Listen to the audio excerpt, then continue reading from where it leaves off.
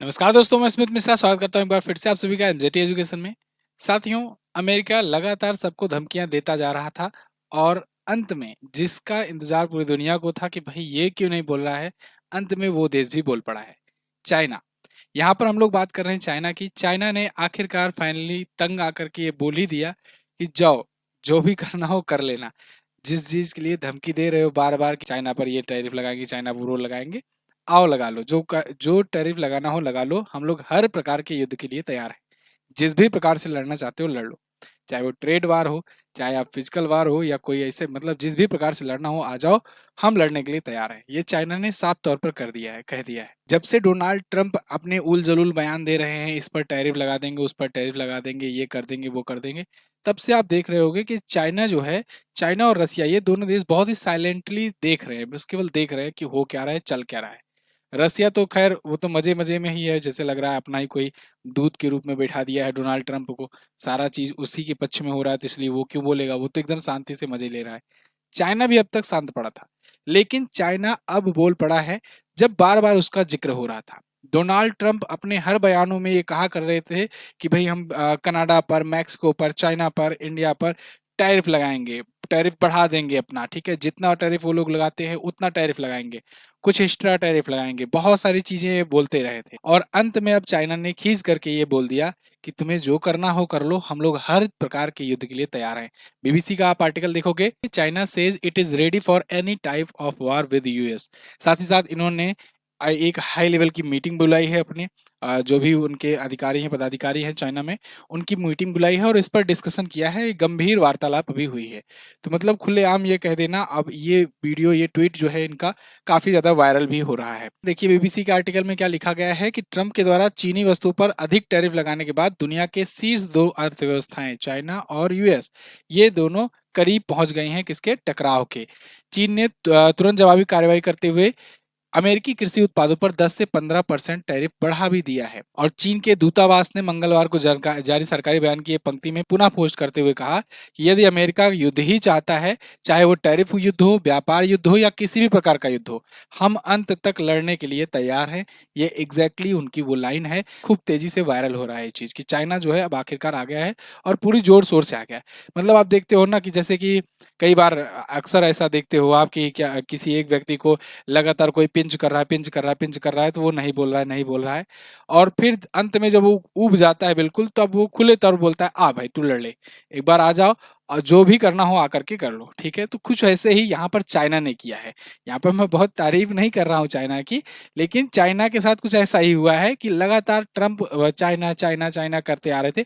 आपने देखा था इन्होंने पिछले टर्म में भी ट्रेड वार शुरू किया था एक, और अमेरिका और चीन के रिश्ते बहुत खराब थे। जो बाइडेन आए तो दोनों के बीच में रिश्ते काफी अच्छे हुए, यूएस और चाइना के। लेकिन ट्रंप अब दोबारा आ गए हैं तो दोबारा से वही स्थिति आती। लेकिन वो स्थिति ना आए इसलिए चाइना बहुत चुपचाप बस केवल देख रहा था, बोल नहीं रहा था, क्योंकि अगर बोलेगा तो कुछ भी हो सकता है, दिक्कत हो जाए। लेकिन अब आखिरकार उसको बोलना ही पड़ा, क्योंकि ट्रंप वही पुरानी हरकतें शुरू कर दिए थे। खैर, ट्रंप ने स्लैम किया है इंडिया को भी। इन्होंने कहा है कि हम रेसिप्रोकल टैरिफ लगाएंगे 2 अप्रैल से। अब 2 अप्रैल से भारत पर भी लगेगा। इन्होंने ये अभी वहाँ की कांग्रेस को संबोधित करते हुए, जो वहाँ की सांसद है उसका नाम कांग्रेस है, उसको संबोधित करते हुए कहा कि हम आने वाले 2 अप्रैल से दुनिया भर में जो बड़े बड़े देश हैं जिन पर टैरिफ हम पर ज्यादा लगता था, जो लोग लगाते थे, उन पर हम रेसिप्रोकल टैरिफ लगाएंगे। मतलब जितना वो टैरिफ लगाते थे उतना टैरिफ हम भी उन पर लगाएंगे। और ये हम 1 अप्रैल को ही कर देते, लेकिन 1 अप्रैल को अप्रैल फूल लोग समझने लगते हैं ना, लोग सोचते हैं कि ट्रंप अप्रैल फूल बना रहे हैं, इसलिए हम 2 अप्रैल कर रहे हैं। ये इन्होंने कहा है इस बयान में।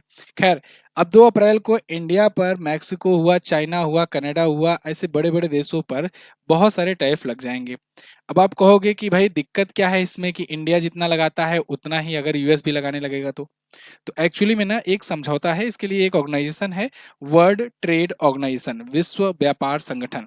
इसका नियम है कुछ, उनमें मैं मोटा मोटा आपको बता दूं। नियम यह है कि जो विकसित अर्थव्यवस्थाएं हैं, विकसित देश की अर्थव्यवस्थाएं हैं, वो विकासशील अर्थव्यवस्थाओं से सामान खरीदेंगी, उन पर टैरिफ कम लगाएंगी, जिससे वो भी ग्रो हो सके, उनकी इकोनॉमी भी ग्रो हो सके, और आने वाले टाइम पर वो भी विकसित बन सके, मतलब ग्रो हो सके वो भी। और बदले में अगर मान लो विकसित अर्थव्यवस्थाएं हैं, विकासशील देशों से कुछ चीजें खरीदती हैं, तो वो उनका हक है कि विकासशील अर्थव्यवस्थाएं उनसे ज्यादा टैरिफ लगा करके वस्तुएं खरीदें। नहीं तो वो उनकी मार्केट को खत्म कर सकती हैं, उनमें मोनोपोली क्रिएट कर सकती हैं, बहुत कुछ चीजें कर सकती हैं, है ना। मतलब आप समझो कि जैसे अमेज़न है, ये आया इंडिया में और तमाम प्रकार के डिस्काउंट अचानक से देने लगे कि सब कुछ फ्री है, फ्री है, फ्री है, तो पूरा तो मार्केट डिस्टर्ब कर देगा। तो यहाँ पर कंपटीशन बेहतर बनाने के लिए बहुत सारी संस्थाएँ भी हैं, साथ ही साथ रूल्स भी हैं, इंटरनेशनल लेवल पर भी रूल है। तो इंटरनेशनल लेवल पर तो ये वर्ल्ड ट्रेड ऑर्गेनाइजेशन होता है। आप कई बार ये भी सुने होंगे कि जैसे भारत ने अपने सामग्रियाँ पाकिस्तान जाने से रोक दिया था, जब इंडिया और पाकिस्तान की टेंशन जब काफ़ी बढ़ गई थी तो पाकिस्तान पहुँच गया था डब्ल्यूटीओ में। मतलब ये जानते हुए कि गलती हम किए हैं, हम ही बदमाश हैं, लेकिन फिर भी वो पहुंच गया था डब्ल्यूटीओ में। क्यों? क्योंकि उसके पास ये अधिकार था कि जाकर डब्ल्यूटीओ को शिकायत करे कि भारत देखो ऐसा कर रहा है, ये गलत कर रहा है ना। तो डब्ल्यूटीओ ने दबाव बनाने का भी हालांकि प्रयास किया था उस टाइम पर, लेकिन कुछ हुआ नहीं। खैर, अगर हम लोग यहाँ पर आए, इंडिया टुडे का आर्टिकल देखिए, वॉल स्ट्रीट क्रैशेस, मतलब वहां का जो शेयर मार्केट है, इंडेक्सेस है, उसमें भी बहुत तेजी से गिरावट देखने को मिली है। क्यों? क्योंकि इन्होंने जो बयान दिया है, इसकी वजह से ना अल्टीमेटली लॉन्ग टर्म में अमेरिका का ही नुकसान होगा। कैसे होगा अभी हम लोग आगे समझेंगे कि अमेरिका लंबे समय में कैसे नुकसान झेल पाएगा। अभी के लिए तो चलो ये चिल्ला रहे हैं make America great again, make America great again, लेकिन भाई सब कुछ तुम थोड़ी ना उत्पादन कर लोगे। सब कुछ तुम मतलब अपनी इकोनॉमी को एक प्रकार से क्लोज करने की कोशिश में हो, उत्तर कोरिया बनने की चाहत में हो। उत्तर कोरिया बन जाओगे जब अपनी इकोनॉमी को क्लोज कर लोगे, तो कैसे ग्रो हो पाओगे? कब तक चीजों को उत्पादन करोगे? कब तक क्या करोगे? तो तानाशाही टाइप का आ जाएगा। खुद ही देश में उगाना है, खुद ही देश में बेचना है, खुद ही देश में यूज करना है। तो आप अगर जब तक वैश्विक अर्थव्यवस्थाओं से नहीं लिंक्ड रहोगे, तब तक लॉन्ग टर्म के लिए आप नहीं चल पाओगे, और लॉन्ग टर्म के लिए काफी नुकसानदेह हो जाता है, क्योंकि एक समय आने पर आपकी चीजें समाप्त हो जाएंगी, उस हिसाब से दोहन नहीं होगा, डिमांड सप्लाई वाली बात आएगी, और फिर चीजें महंगी होने लगेंगी। जब चीजें महंगी होने लगेंगी, वस्तुएं महंगी होने लगेंगी, तो नागरिक जो हैं वो विद्रोह पर उतर जाएंगे, है ना। तो उनको यही लगेगा कि भाई इकोनॉमी बंद है, क्लोज है, कोई बाहर से ट्रेड कर नहीं रहा, अगर करना चाह रहा है तो बहुत ज्यादा हैवी टैक्स लगा रहे हो आप, तो कोई बाहरी सामान बेच नहीं रहा है। अब कितना अपने यहाँ उत्पादन कर लोगे, कितनी चीजों का कर लोगे? बहुत सारी चीजें होंगी जो आपके यहाँ नहीं होती होंगी उत्पादन, फिर उनका उपभोग कराना बंद कर दोगे, है ना। तो यही चीजें लंबे समय के लिए होगी, लेकिन अभी ट्रंप साहब को समझ में नहीं आ रहा है। खैर, वहाँ का अमेरिका का जो S&P है, S&P 500 इंडेक्स, उसमें भी तेजी से गिरावट देखने को मिली है, क्योंकि इन्होंने टैरिफ वार छेड़ दी है। एक प्रकार से इन्होंने ये कह दिया है कि भाई हम चीन पर 20%, कनाडा मैक्सिको पर 25%, इसके अलावा कनाडा के तेल और बिजली पर सिर्फ 10%, मतलब बहुत प्रकार से ये टैरिफ के अनाउंसमेंट कर दिए हैं। पूरा एक एक करके ये कई प्रकार के टैरिफ अनाउंस किए हैं। कनाडा और मैक्सिको वगैरह तो बिल्कुल खफा हैं। जस्टिन ट्रूडो की अब बात की जा रही है, यूरोपियन यूनियन बात कर रहा है कि जस्टिन ट्रूडो को दोबारा वहां से लाएंगे। जस्टिन ट्रूडो बार बार जाकर यूरोप से हाथ मिला रहे हैं और कोशिश में है कि वो दोबारा से गवर्नमेंट बना ले, क्योंकि वहां पर अभी चुनाव होने हैं। कुछ दिन पहले जस्टिन ट्रूडो ने इन्हीं के दबाव में आकर इस्तीफा दे दिया था, जब ये बार बार चिल्ला रहे थे कि कनाडा को हम तो 51वां राज्य बना देंगे, और जस्टिन ट्रूडो को 51वें राज्य का गवर्नर बना देंगे। तो वो दबाव में आकर इस्तीफा दे दिए थे। खैर, वहां पर चुनाव होने ही वाले हैं कुछ महीनों में, तो अब देखते हैं कि क्या होता है, वहां पर दोबारा आते हैं कि नहीं। खैर, कनाडा ने भी उल्टा इन पर टैरिफ लगा दिया है। मतलब जो सेंटीमेंट जस्टिन ट्रूडो के खिलाफ हुआ था वहां पर, इन दोनों के बयानबाजी से, ट्रंप और एलन मस्क के, वो धीरे धीरे अब उनके सपोर्ट में आने लगा है। जस्टिन ट्रूडो के मतलब लोग वहां के ये सोच रहे हैं ना कि ये तो ट्रंप में पागल है, यही बार बार ऐसे कर रहा था, इसलिए ट्रूडो को इस्तीफा देना पड़ा, यही फर्जी का दबाव बना रहे थे। खैर, अगर इंडिया की बात करें हम लोग, तो टॉप 5 देश जिनसे भारत जो है सबसे ज्यादा माल खरीदता है, उनमें आपको अमेरिका भी दिखेगा।